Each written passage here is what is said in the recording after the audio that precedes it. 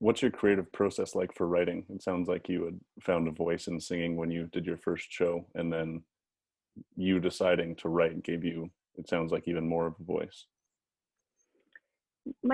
So I remember writing when I graduated. Tilly and I moved to Montreal for like a short stint of time, and I spent a lot of time sitting in like Jean Mau's park, and I would just write in a journal because I knew when I went back, I was like so driven when I went back to start playing music more.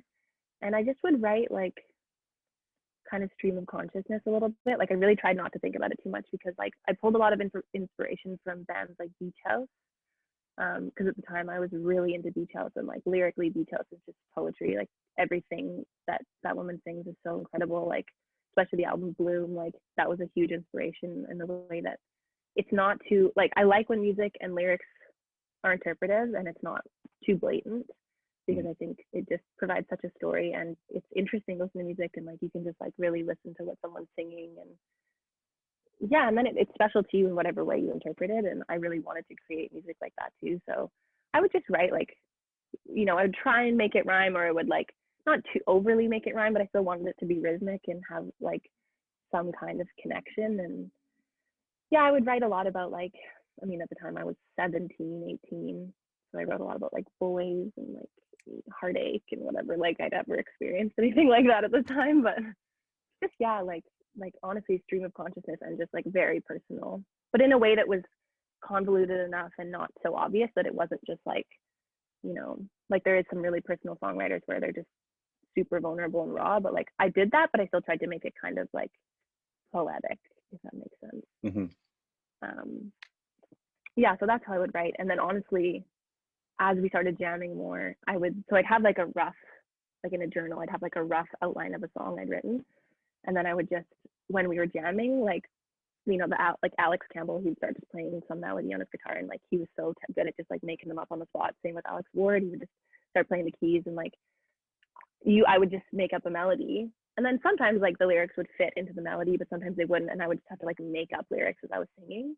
Because I used to do that all when I was little. Like my family used to tease me all the time. I would just like wander around the house like singing gibberish songs with like lyrics that didn't make any sense. But like, so I kind of would do that when we were jamming, and songs would honestly just form themselves by doing that.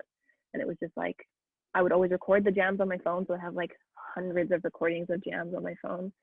And that's how we would build the songs, was just like jamming them, fitting lyrics in, changing parts of it. And like eventually a song would just form. Like Lazy Daisy, I think, was the best example of that. Like it evolved into like this beautiful sort of like wall of sound song with like super high vocals and like really dreamy, like hypnotic. And it was amazing to just see it come together.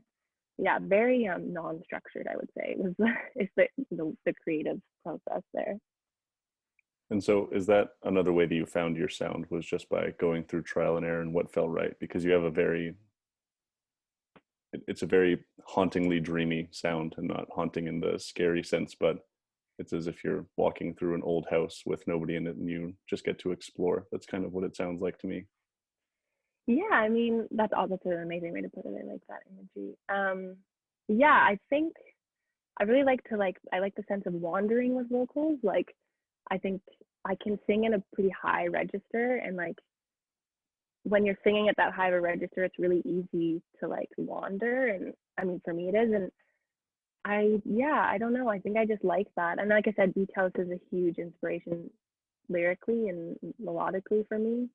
Um, I don't know why it just naturally goes there. I mean, like also when you're playing music with other musicians, like obviously the Alexes had their creative input, and I mean honestly, like they would write the songs sonically, like instrumentally, that was all them. And I would like I didn't know any of the terms, so I'd be like, oh, like and like, can we do this here? And I would try and describe it. And like they know so much about writing and playing music that I kind of always felt like on the outside a little bit, because I couldn't do much in that way. But like it worked because like they would push me to like try different things. And so it was nice to have people who weren't afraid to be like, let's try this, or let's do this. And like, I think it kind of just came together as this sort of like haunty, but it was like sweet and sort of synthetic hauntiness. I don't know, it's hard to explain, but yeah, I like the way you put it. It's not like scary haunty, but it's sort of like, I always think of it like a siren, Mm-hmm. like Mm-hmm. in folklore, like that sort of like would lure you in with their haunty vocals, you know? Yeah.